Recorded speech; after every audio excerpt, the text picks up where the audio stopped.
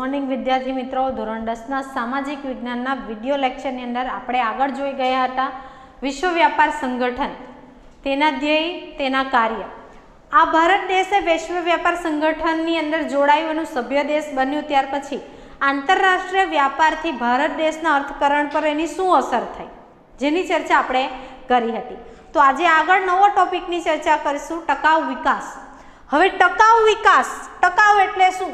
તો કે જે લાંબો સમય સુધી ટકી શકે. ટકાઉ વિકાસ, બરાબર, જે લાંબો સમય સુધી ટકી શકે. તો જોઈએ ટકાઉ વિકાસ એટલે શું. તો કે ભાવિ પેઢીની જરૂરિયાતો પૂરી પાડવાની ક્ષમતાને નુકસાન પહોંચાડ્યા વિના વર્તમાન પેઢીની જરૂરિયાતો સંતોષવી. આ એની ડેફિનેશન છે. શું છે? તો કે ભાવિ પેઢી. ભાવિ પેઢી એટલે કઈ પેઢી? તો કે આવનાર પેઢી. ભાવિ પેઢી એટલે કઈ પેઢી? તો કે આવનાર પેઢી. એની જરૂરિયાતો, બરાબર.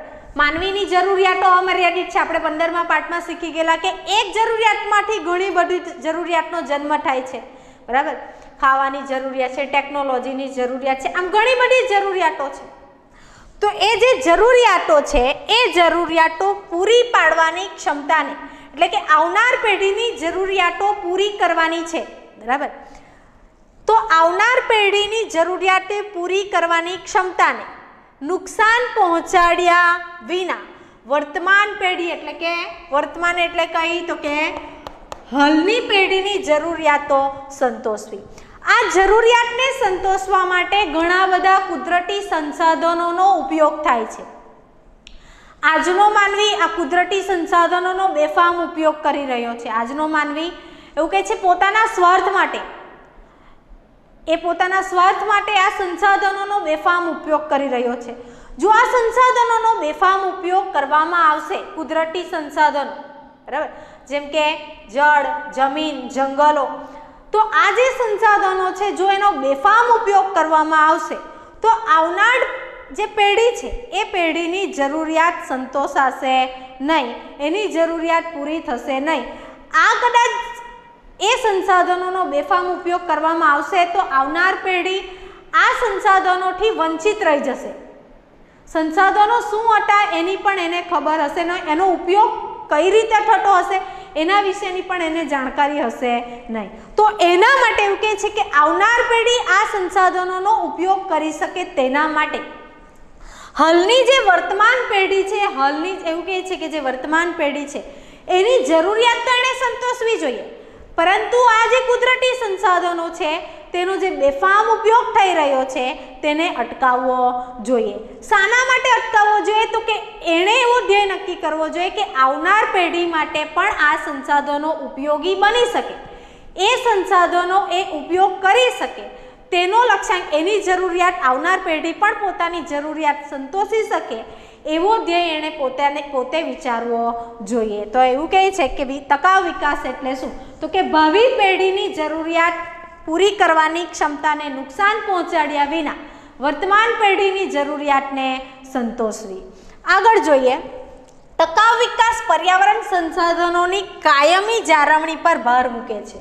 શું કહે છે? કે આ જે ટકાઉ વિકાસ છે એ ટકાઉ વિકાસ એટલે તો કે સામાન્ય અર્થમાં પર્યાવરણ, જે કુદરતી સંસાધનો છે એ સંસાધનોની જાળવણી કરવી, એ છે ટકાઉ વિકાસ. જાળવણી કરવી એટલે એવું નહીં કે 1 વર્ષ માટે, 2 વર્ષ માટે કે અમુક ચોક્કસ સમયગાળા માટે નહીં. એ જાળવણી કેવી રીતે થવી જોઈએ? તો કે કાયમ માટે એ સંસાધનોને સાચવવા જોઈએ, એનું જતન કરવું જોઈએ, એનું સંરક્ષણ કરવું જોઈએ. એ ટકાઉ વિકાસનો મુખ્ય ખ્યાલ છે. તો અહીંયા શું કહે છે કે ટકાઉ વિકાસ પર્યાવરણ સંસાધનો એટલે કે કુદરતી સંસાધનોની કાયમી જાળવણી પર ભાર મૂકે છે. આ કુદરતી સંસાધનોનો કાયમ, બરાબર, એનું જતન થઈ શકે, એનું રક્ષણ થઈ શકે, એનો બેફામ ઉપયોગ થતો અટકી શકે તેના ઉપર ભાર મૂકે છે. આગળ કહે છે માનવ સૃષ્ટિની આસપાસ કુદરત અને માનવ સર્જિત આવરણ પર્યાવરણ પર પડેલી ગંભીર અસરને કારણે ટકાઉ વિકાસનો ખ્યાલ વિકસ્યો. શું કહે છે? માનવ સૃષ્ટિ એટલે કે માનવી જ્યાં વસે છે, માનવી જ્યાં વસવાટ કરે છે, પૃથ્વી એ માનવ સૃષ્ટિ છે, બરાબર. તો માનવી જ્યાં વસવાટ કરે છે તેની આસપાસ એટલે કે આપણે જે રહીએ છીએ એની આસપાસ કુદરતી વાતાવરણ પણ છે, કુદરતી સંપત્તિ પણ છે અને માનવ સર્જિત સંપત્તિ પણ છે. માનવ સર્જિત એટલે કઈ કે જેણે મનુષ્યએ જેનું સર્જન કર્યું છે, અને કુદરતી સંપત્તિ એટલે કઈ તો કે જેનું સર્જન કુદરતે કર્યું છે. બરાબર. તો માનવી જ્યાં વસે છે, માનવ સૃષ્ટિ એટલે કે માનવી જ્યાં રહે છે તેની આસપાસ કુદરત અને માનવ સર્જિત આમ બંને આવરણો આવેલા છે. આ માનવી પોતાના વિકાસ કરવા માટે, પોતાના સ્વાર્થ માટે, પોતાની જરૂરિયાતને સંતોષવા માટે આ કુદરતી સંપત્તિનો બેફામ ઉપયોગ કરી રહ્યો છે, જેના કારણે પર્યાવરણ પર તેની ગંભીર અસર થઈ રહી છે. આપણે જાણીએ છીએ કે આજે પર્યાવરણ એટલું પ્રદૂષિત થઈ રહ્યું છે કે જેના કારણે વૈશ્વિક તાપમાનમાં વધારો થયો છે. હાલની જ પરિસ્થિતિને જોઈએ તો આપણી આજુબાજુના વિસ્તારની અંદર જૂન અને જુલાઈ મહિનો પૂરો થઈ ગયો, જેટલો વરસાદ આવવો જોઈએ એટલો વરસાદ આવ્યો નથી. બરાબર. એ શાના કારણે તો કે પર્યાવરણ ઉપર એની અસર થઈ છે, પર્યાવરણ પ્રદૂષિત થઈ રહ્યું છે. બરાબર. જેના કારણે એવું કહે છે કે માનવી આ પર્યાવરણ ઉપર કેટલીક અસરો, ગંભીર અસરો સર્જાઈ રહી છે. તેના કારણે ટકાઉ વિકાસનો ખ્યાલ વિકસ્યો છે. શું કહે છે કે માનવી આ કુદરતી સંસાધનોનો બેફામ ઉપયોગ કરી રહ્યો છે, જેના કારણે પર્યાવરણનું જે સંતુલન છે એ સંતુલન ખોરવાઈ ગયું છે, જેના કારણે પર્યાવરણ ઉપર એની ગંભીર અસર થઈ રહી છે. આ અસરોને દૂર કરવી, આ અસરોથી કઈ રીતે બચી શકાય તેના માટે ટકાઉ વિકાસનો ખ્યાલ વિકસ્યો છે. આગળ જોઈએ, આજની પેઢી જે વિકાસ સાધ્યો છે અને ઝડપથી વિકાસ સાધી રહી છે તે ભવિષ્યમાં ટકાવી શકાય તેમ નથી. શું કહે છે કે આજનો જે માનવી છે એ માનવી વિકાસ કરી રહ્યો છે. આપણે જોઈએ છે કે આ 21મી સદી એટલે આધુનિક યુગની સદી છે. બરાબર. માનવી ખૂબ જ ઝડપથી વિકાસ સાધી રહ્યો છે. એણે જે કંઈ વિકાસ સાધ્યો છે એ લાંબો સમય સુધી ટકી શકે એ શક્ય નથી. કારણ શું છે તો એનું કારણ મુખ્ય એક જ છે કે આ જે કુદરતી સંસાધનો છે એ કુદરતી સંસાધનોનો બેફામ ઉપયોગ થઈ રહ્યો છે. જો આ બેફામ ઉપયોગને ન અટકાવવામાં આવે, જો એ ન અટકે, એનો ઉપયોગ ન અટકે તો આવનાર ભવિષ્યની અંદર આ કુદરતી સંસાધનો એ લુપ્ત થઈ જશે. બરાબર. જેની માઠી અસર મનુષ્ય સૃષ્ટિ ઉપર પડશે. એટલે એવું કહે છે કે આજની પેઢી, આજનો માનવી જે વિકાસ ઝડપથી સાધી રહ્યો છે, પરંતુ એવું કહે છે કે આવનાર ભવિષ્યમાં આ વિકાસ, એણે જે વિકાસ કર્યો છે એ વિકાસ ટકી રહેશે કે નહીં એ પણ એક સવાલ છે. તે ટકી શકશે નહીં એવું કહેવામાં આવે છે. આગળ જોઈએ, વર્તમાન પેઢી જે સગવડો ભોગવી રહી છે તે જ સગવડો ભાવિ પેઢીને પ્રાપ્ત થાય તેમ નથી. તેનો ભય સેવાઈ રહ્યો છે. વર્તમાન પેઢી એટલે કે હાલનો માનવી, બરાબર, આજનો માનવી, આપણે બધા જે સુખ સુવિધાવાળું જીવન જીવી રહ્યા છે, આપણી બધી જ જરૂરિયાતોને ઝડપથી પૂરી કરી રહ્યા છે. બરાબર. શાના કારણે તો કે આ સંસાધનો, કુદરતી સંસાધનોનો આપણે ઉપયોગ કરી રહ્યા છે. પરંતુ આ જે ઉપયોગ તો થાય છે, પણ ઉપયોગ કેવો થાય છે તો કે બેફામ ઉપયોગ થઈ રહ્યો છે. આ બેફામ ઉપયોગ થઈ રહ્યો છે જેના કારણે એક સમસ્યા સર્જાય છે. એવું કહે છે કે એક ભય સતાવી રહ્યો છે કે આવનાર પેઢી, વર્તમાન હાલની પેઢી તો બધી જ જરૂરિયાત પૂરતા પ્રમાણમાં સંતોષે છે, પણ ભાવિ એટલે કે આવનાર પેઢી આપણા જેવી જ જરૂરિયાત સંતોષી શકશે કે નહીં. બરાબર. એનો ભય, એ ચિંતા સતાવી રહી છે.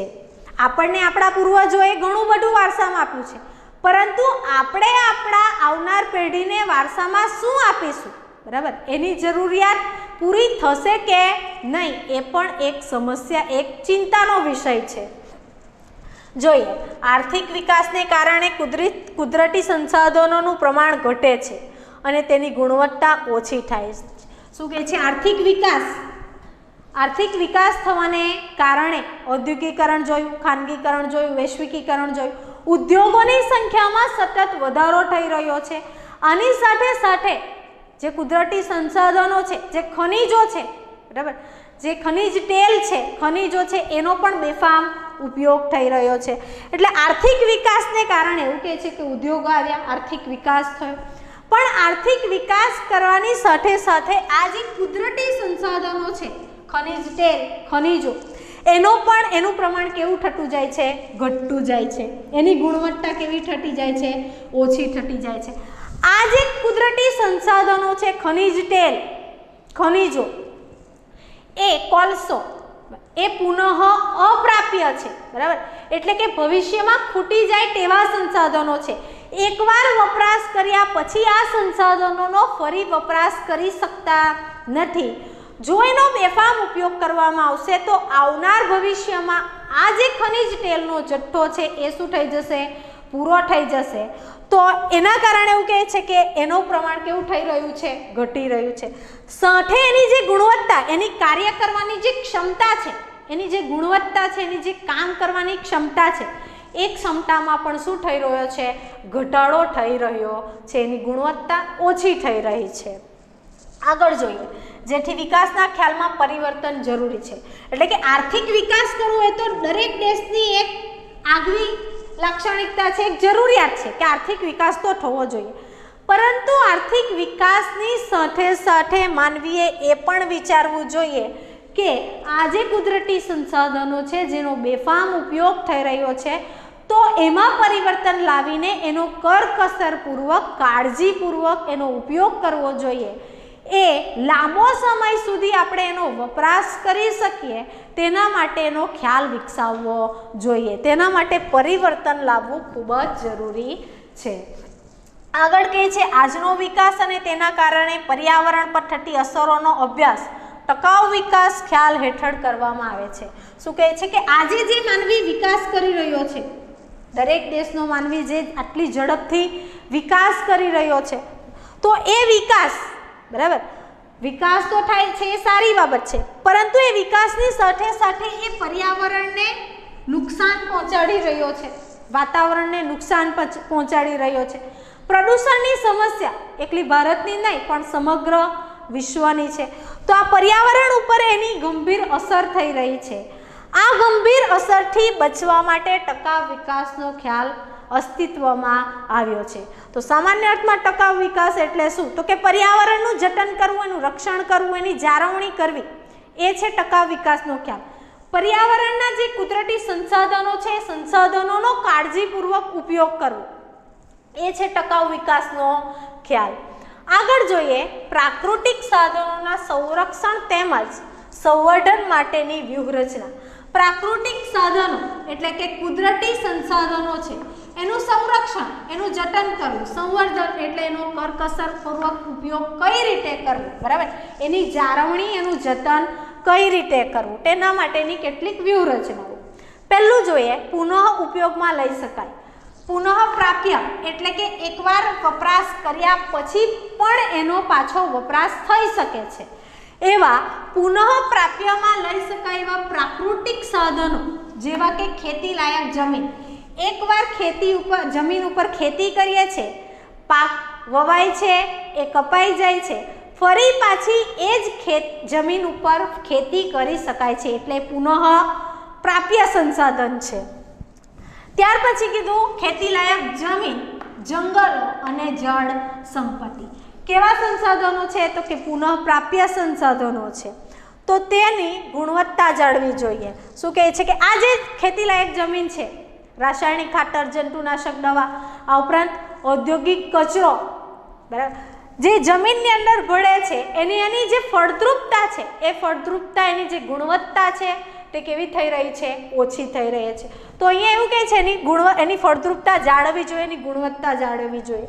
જંગલોનો જે બેફામ ઉપયોગ થઈ રહ્યો છે, ઔષધિ માટે થઈ રહ્યો છે, કાચા માલ માટે, બળતણ તરીકે લાકડા માટે, તો આ જંગલોનો જે બેફામ ઉપયોગ થઈ રહ્યો છે તે પણ અટકાવવો જોઈએ. અને જળ સંપત્તિ, એની ગુણવત્તા જાળવવી જોઈએ. એવું કહે છે કે પાણી, જળ સંપત્તિ, પાણી, જે નદી નાળાનું પાણી પ્રદૂષિત થઈ રહ્યું છે, તો એ પ્રદૂષિત થતું પણ અટકાવવું જોઈએ. આ પુનઃ પ્રાપ્ય સંસાધનો છે, તો એવું કહે છે એની ગુણવત્તા જાળવવી જોઈએ. જે પ્રાકૃતિક સાધનો એક જ વાર ઉપયોગમાં લેવાય છે, એટલે કે પુનઃ અપ્રાપ્ય છે, એકવાર ઉપયોગ થઈ ગયા પછી ફરી તેનો ઉપયોગ કરી શકાતો નથી. કોલસો એકવાર ઉપયોગ થઈ જાય પછી એ જ કોલસાનો બીજી વાર ઉપયોગ થઈ શકતો નથી.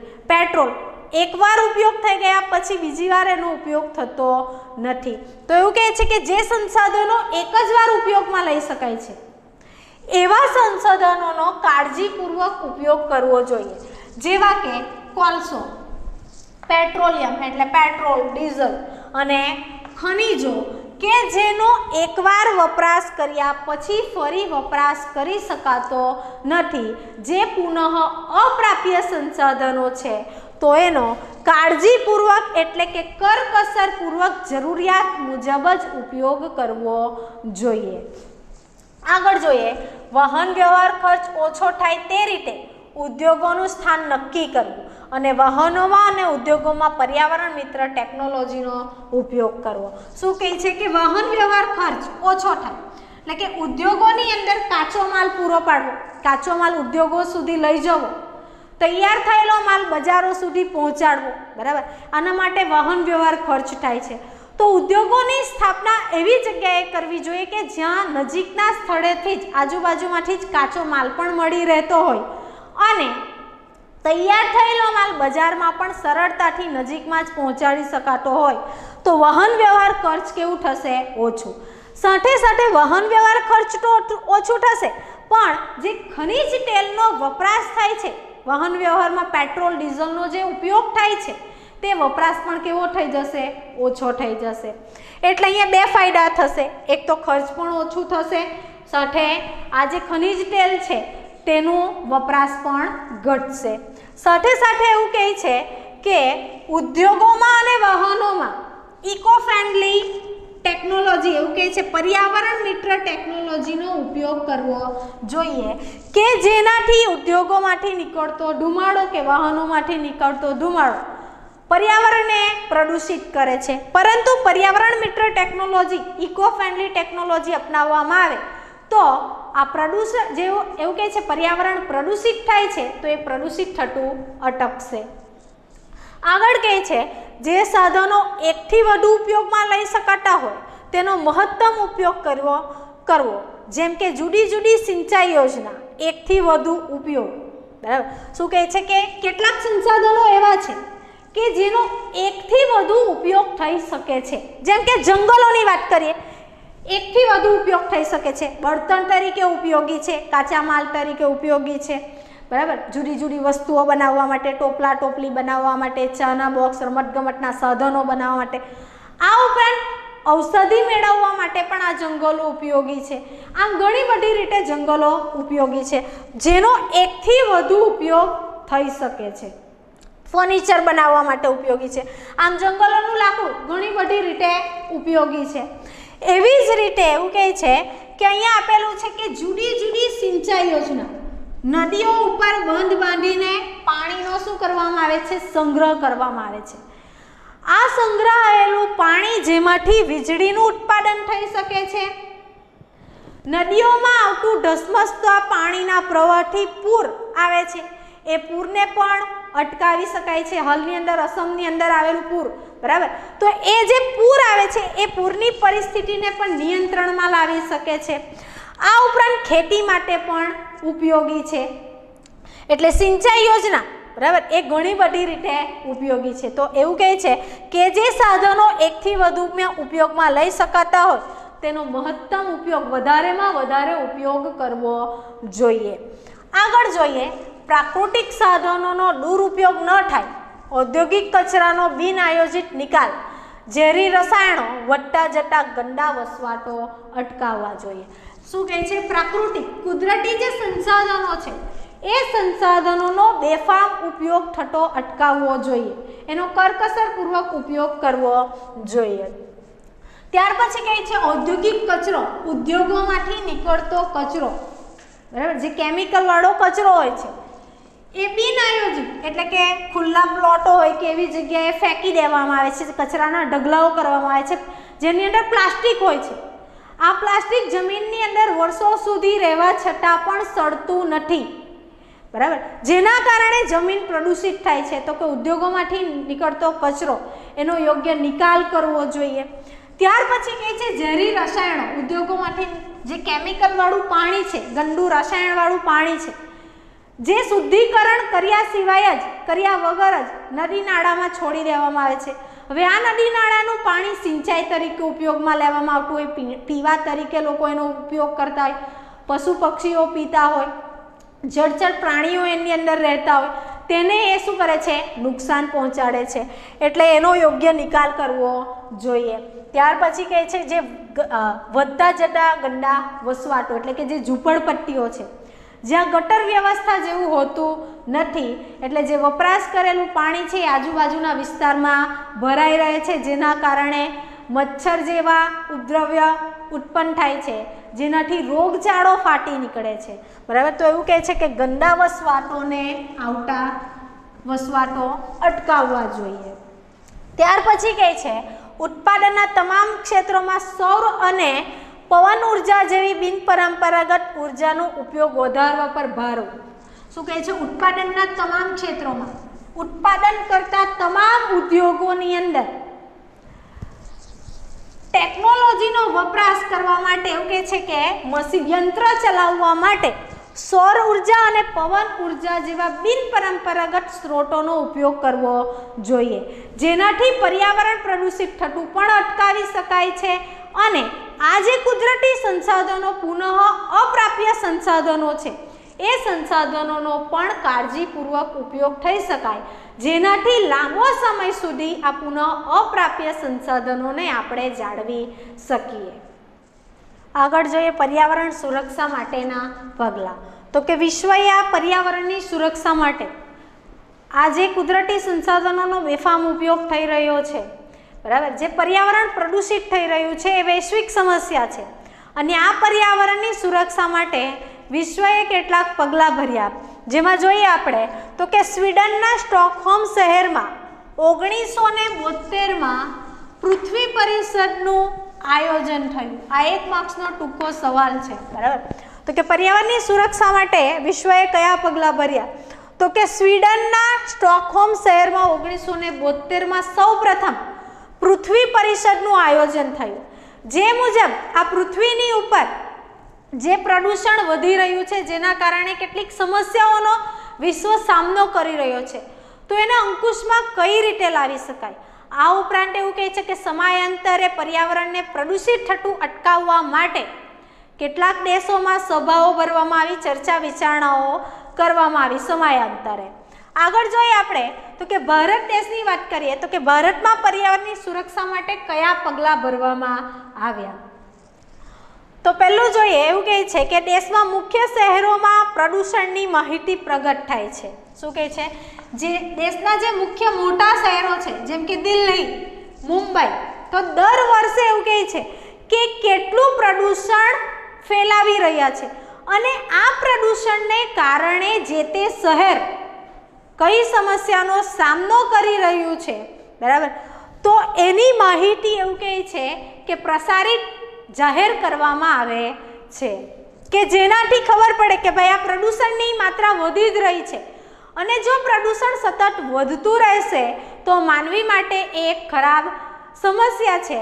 તો એના માટે કયા પગલાં ભરવા જોઈએ તેના લીધે ભારત સરકાર દ્વારા દર વર્ષે એવું કહે છે કે જે મુખ્ય મોટા શહેરો છે એ મોટા શહેરોના પ્રદૂષણની માહિતી પ્રગટ જાહેર કરવામાં આવે છે. ત્યાર પછી કહે છે બીજું, પ્રદૂષણ નિયંત્રણ માટે કેન્દ્ર તથા રાજ્ય પ્રદૂષણ નિયંત્રણ બોર્ડની સ્થાપના કરવામાં આવી. શું કહે છે કે આ જે વધતું જતું પ્રદૂષણ છે એ પ્રદૂષણને અટકાવવા માટે અને નિયંત્રણમાં રાખવા માટે કેન્દ્ર સરકાર અને રાજ્ય સરકાર દ્વારા પ્રદૂષણ નિયંત્રણ બોર્ડની સ્થાપના કરવામાં આવી, જે મુજબ એવું કહે છે કે જે તે ઉદ્યોગો પ્રદૂષણ ફેલાવી રહ્યા છે તો એ ઉદ્યોગોને વૃક્ષારોપણ કરવા માટે ફરજ પાડવામાં આવી. આગળ જોઈએ ત્રીજું, વિશ્વભરમાં 5 જૂન પર્યાવરણ દિન તરીકે જાહેર કર્યો. શું કહે છે કે વિશ્વની અંદર 5 જૂન એટલે વિશ્વ પર્યાવરણ દિન, બરાબર, પર્યાવરણના જતન કરવું, એનું રક્ષણ કરવા માટે લોકોને પર્યાવરણ જે પ્રદૂષણ વધી રહ્યું છે તેનાથી માહિતગાર કરવા માટે અને પર્યાવરણની તંદુરસ્તા જાળવવા માટે, પ્રદૂષણ અટકાવવા માટે 5 જૂનને પર્યાવરણ દિન તરીકે જાહેર કર્યો કે જેનાથી લોકો જાગૃત બને અને જે પ્રદૂષણ વધી રહ્યું છે તેને નિયંત્રણમાં લઈ શકાય. ત્યાર પછી ચોથું કહે છે 1981માં વાયુ પ્રદૂષણ નિયંત્રણ ધારો પસાર કરવામાં આવ્યો. શું કહે છે કે 1981માં ભારત સરકાર દ્વારા વાયુ પ્રદૂષણ નિયંત્રણ ધારો પસાર કરવામાં આવ્યો કે જે હવાની અંદર પ્રદૂષણ ફેલાઈ રહ્યું છે, બરાબર, ઉદ્યોગો, મોટા ઉદ્યોગો, વાહનોમાંથી નીકળતો ધુમાડો જે વાયુને, હવાને પ્રદૂષિત કરી રહ્યું છે, તો તેના માટે એવું કહે છે કે કાયદો ઘડવામાં આવ્યો. આગળ કહે છે ઓઝોનના સ્તરનું ગાબડું. આપણે જાણીએ છીએ કે ભાઈ ઓઝોનના સ્તરની અંદર ગાબડું પડેલું છે, જેના કારણે સૂર્યના જે કિરણો છે ઓઝોનના સ્તરને, ઓઝોનની સાથે નહીં પણ સીધા ક્યાં આવે છે, પૃથ્વી પર આવે છે, જેના કારણે વૈશ્વિક તાપમાનમાં શું થઈ રહ્યો છે, વધારો થઈ રહ્યો છે, અસહ્ય ગરમીનું પ્રમાણ થઈ રહ્યું છે, વધી રહ્યું છે. આગળ કે છે પરમાણુનો કચરો, પરમાણુ કચરાનો નિકાલ કઈ રીતે કરવો, અને જે કુદરતી સંસાધનો છે, જે વિવિધતા, કુદરતી સંસાધનો, જે વૃક્ષ છે, ઔષધિઓ છે, તો એની જાળવણી માટે, એના જતન કરવા માટે, એના રક્ષણ કરવા માટે વૈશ્વિક સમજૂતી, વિશ્વ સ્તરે એવું કે છે વિશ્વના દેશોએ ભેગા મળીને સમજૂતી કરી છે કે આ જે પર્યાવરણ પ્રદૂષિત થઈ રહ્યું છે એને એ પ્રદૂષિત કઈ રીતે અટકાવી શકાય. આપણે જાણીએ છીએ કે આ જે પર્યાવરણ પ્રદૂષિત થઈ રહ્યું છે, જેનું જતન કરવું, જેનું રક્ષણ કરવું એ દરેક નાગરિકની ફરજ છે. જો આ પર્યાવરણનું પ્રદૂષણ અટકાવવામાં ન આવે, એની વિશે ગંભીર વિચારણા ન કરવામાં આવે, તો એ સમય દૂર નથી જ્યારે સમગ્ર પૃથ્વી ઉપરની જીવસૃષ્ટિનો નાશ થશે.